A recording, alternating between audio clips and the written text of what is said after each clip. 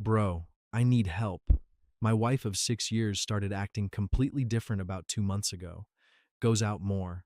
Vague about where. She put a password on her phone. Never had one in 7 years.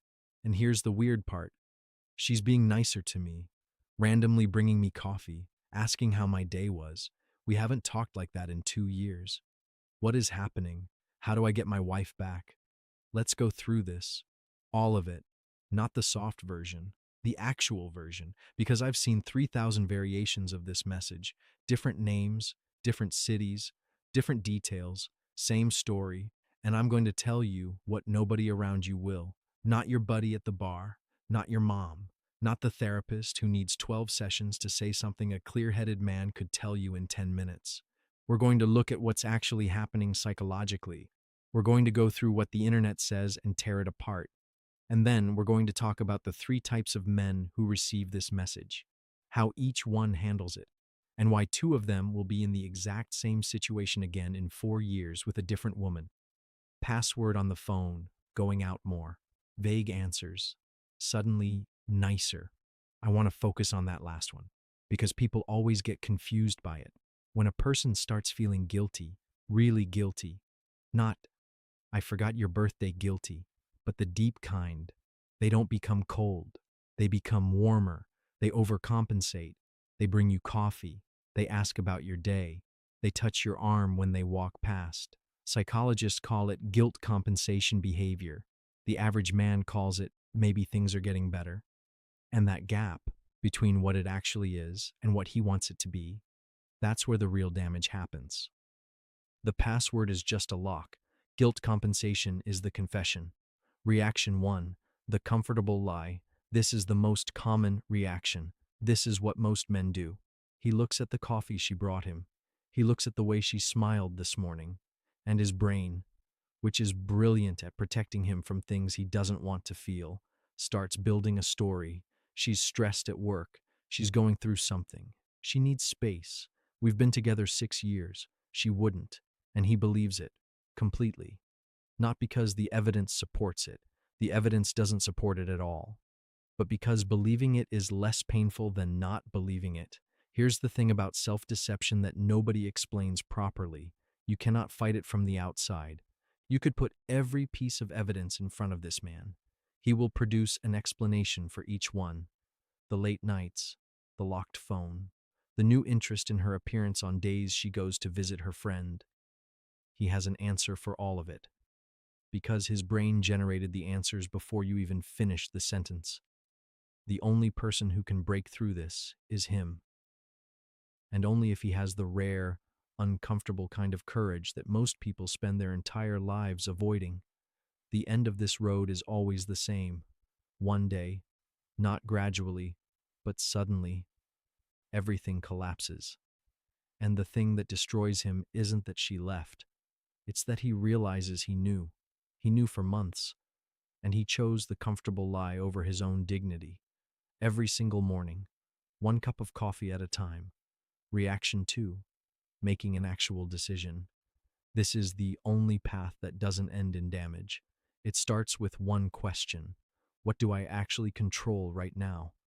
Not her feelings, not what's on her phone, not who she's texting. You control exactly one thing, your next move. So the first thing you do is separate facts from stories. The facts, her behavior changed. The phone has a password. Her answers are vague. She is compensating for something. That's it. Everything else, who, why, how far, is a story you're building in your head. And stories can be wrong in either direction. Then you ask the real question. Not, is she cheating? The real question is this. If things continue exactly as they are right now, can I be genuinely happy in this relationship? Not comfortable, not stable, happy. Because comfortable and stable are what people choose when they've given up on happy. If the answer is yes, then you have real work ahead. Not on her, on the dynamic, on what created this distance, on what your own role has been in getting here. That's hard work. Most men won't do it. But it's the only work that actually matters. If the answer is no, then you already know what the decision is. You're just not ready to say it yet, and that's okay. But be honest with yourself about what you're doing when you stay. You're not fighting for the relationship, you're avoiding the alternative. This is what I call intellectualizing the process. You take the emotion, the panic, the jealousy, the urge to check her location at midnight, and you set it aside, not forever, just long enough to let your rational mind do its job, because the emotional mind will tell you to beg, to threaten, to spy. The rational mind will tell you something different. Assess accurately, decide clearly, move with dignity. Reaction 3, the slow explosion. This is the darkest one, and it's more common than anyone admits. He doesn't deal with what's happening. He deals with everything around it. He starts hating her friends. He picks fights about the dishes. He sends passive-aggressive texts at 11 at night. He starts monitoring her Instagram, not because he thinks he'll find something, but because doing something feels better than sitting with the fear of doing nothing. And then he explodes. Big fight. Says things. She cries. He feels terrible. He apologizes. Genuinely. Completely. Because the guilt of hurting her is easier to process than the fear that she's already gone. 3 days later, they're fine. Except nothing changed. The phone still has a password. She still goes out. And in 2 weeks, it happens again. This is a closed loop. It doesn't resolve. It escalates. It damages everyone inside it. And it almost always ends the same way. She leaves first, because she got tired of the cycle before he did, and he spends the next year telling people that she left out of nowhere. It wasn't out of nowhere. He just wasn't watching the right thing. Now let's talk about what the internet says, because I went through the comment sections, the Reddit threads, the TikTok relationship advice, and I want to show you exactly what's out there. Reddit. In the relationship advice community, a woman posts this. My husband gets upset every time I come home past midnight. Last Saturday, I was out with my girlfriends and he was sitting in the dark waiting for me, completely silent. I'm 31 years old. I shouldn't have to explain myself like a teenager. Is this controlling behavior? 6,200 upvotes. Top comment, that's not a partner, that's a warden. You deserve freedom. Let's be precise. Nobody is saying she can't go out. Nobody is saying midnight is a crime. The question nobody in that thread asked, not once, in 400 comments, is, what changed? Because if she's been coming home at midnight every Saturday for 3 years and he's been fine with it, that's one conversation. But if this started 2 months ago, along with a new phone password and sudden vagueness about where she's been, that's a completely different conversation. The internet doesn't make that distinction because nuance doesn't get 6,000 upvotes. Outrage does. TikTok. Comment under a video about red flags in relationships. 47,000 likes. It says this: girls, if your man checks your phone, he doesn't trust you. And if he doesn't trust you, the relationship is already dead. 47,000 likes for a sentence that contains exactly zero useful information. This is not relationship advice. This is a system designed to make one person feel validated and the other person feel like a criminal for having eyes. Then there's the classic forum response to the man's side of the story. He posts that his wife suddenly put a password on her phone after 7 years of never having one. She's been vague about her evenings. He doesn't know what to do. Top reply: have you tried planning a date night? Sometimes couples just drift apart, and a little romance can reignite the spark. Try cooking her favorite meal and really listening to her. A surprise dinner. Right, because what's clearly missing in this situation, the locked phone, the vague evenings, the guilty coffee in the morning, is candlelight and pasta. And then the male version of bad advice, from the comments sections of every men's channel on YouTube. Bro, just check the phone. You have a right to know. Go through it while she's in the shower. Let's think about this for 10 seconds. You find nothing. Now you've confirmed to both of you that you went through her phone like a private investigator who lost his license. You find something. You're standing in your bathroom at midnight holding a screen full of information you weren't prepared to act on. No plan. no strategy, no dignity. You've just turned yourself from a man with a problem into a man who went through his wife's phone. Congratulations. You've made the situation worse and handed her the moral high ground at the same time. The internet is extraordinarily good at making people feel understood. It is not good at making them better. There is a difference, and most people never notice it, because feeling understood is so much more comfortable than actually improving. 3 types of men. Type 1, the doormat. Picture him clearly. He's been in 3 relationships, all with women who were slightly too much for him to handle. Not because he chose badly, because he chose based on how they made him feel, not on who they actually were. He's been confusing anxiety for chemistry since he was 22. When she acts distant, he tries harder. When she goes out and comes home late, he asks if she's okay. When she puts a password on her phone, he tells himself she probably just values her privacy. He's not stupid. He's not even particularly weak.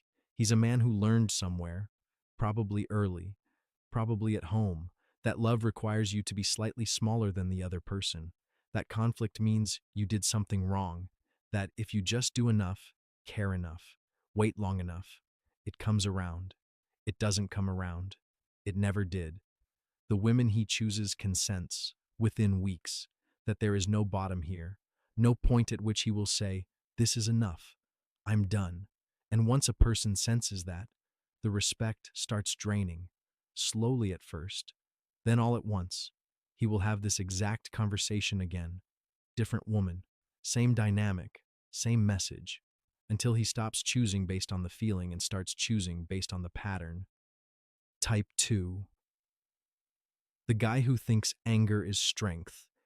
He reads that message, and his first thought is, "I'd never let it get this far." He's loud. He's confrontational. He calls himself direct. He would have checked that phone on day 1.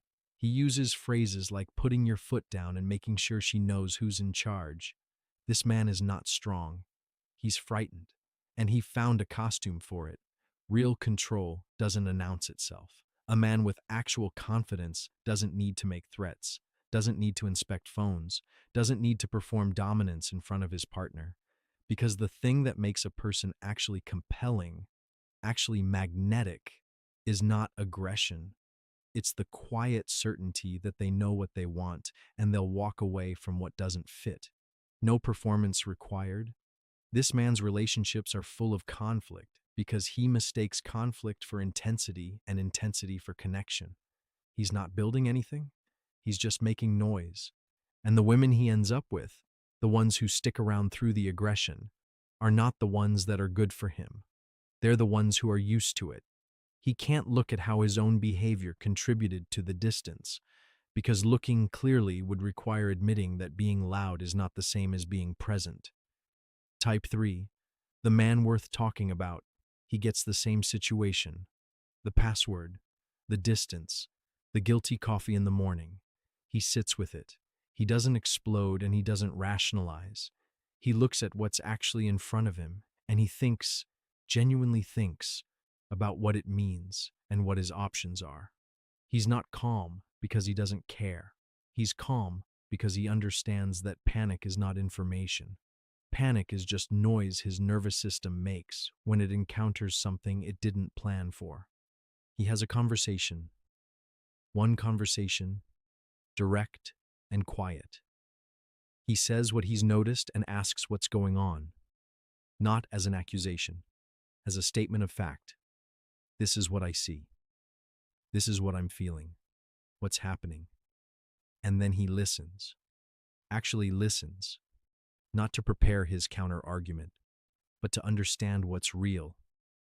And then, based on what he hears, what he sees, what he knows about this relationship and himself, he makes a decision, and he sticks to it, whether that's staying and doing the hard work or leaving and doing the harder work. He doesn't confuse suffering for love. He doesn't confuse loyalty with inability to leave. He knows the difference between choosing someone and being unable to leave someone. And that difference, small as it sounds, is everything. There's a cultural story we need to kill. The man who tolerates everything, the disrespect, the vagueness, the locked phone, the excuses, gets described in movies, in pop psychology, in Instagram captions as a man who loves too deeply. He's the romantic. He's devoted. He believes in her. He's not devoted. He's dependent. And dependency and love are not the same thing. They just live at the same address and share a last name. The dependent man stays because leaving would require him to face something he's been avoiding for years. The fact that he chose this, he looked at all the signs, not just now, but at the beginning, when the patterns were already visible, and he chose comfort over clarity. He chose the feeling over the reality. And now he's 6 years deep, and the only way out feels like failure. That is not love. Love doesn't require you to disappear into another person's choices. Real love is something you choose from a position of strength. You give because you want to, because it genuinely makes you happy to make someone else's life better, not because you're terrified of what happens if you stop. And here's the brutal part, the part nobody puts in the Instagram caption. The women these men worship most rarely respect them. Not because women are cruel, but because respect is not something you earn by absorbing mistreatment. It's something you command by being the kind of person who doesn't absorb mistreatment. So, back to the man who wrote in, stop asking how to get her back. That question is already wrong. She's not a possession that went missing. She's a person who made choices. Choices that are now producing the situation you're living in. The question, how do I get her back, assumes the problem is a gap between where she is and where she should be. It's not. The problem is the gap between what you're seeing and what you're willing to acknowledge. The real question is this: who are you in this moment? Not who were you 5 years ago when things were good. Not who will you be after you fix this. Right now, in this specific situation, with the evidence in front of you and the choices available to you, what kind of man are you? That question has 3 answers. You already know which one you want to be. The work is in closing the distance between the man you are right now and the man you just pictured. Every choice has a consequence. Waiting for certainty that will never come. That's a choice. Staying out of fear disguised as loyalty. That's a choice. Leaving cleanly, with your dignity intact, and building something real. That's also a choice. The stake is in the ground. The rope is around your ankle. The only question is whether you're going to check if it still holds.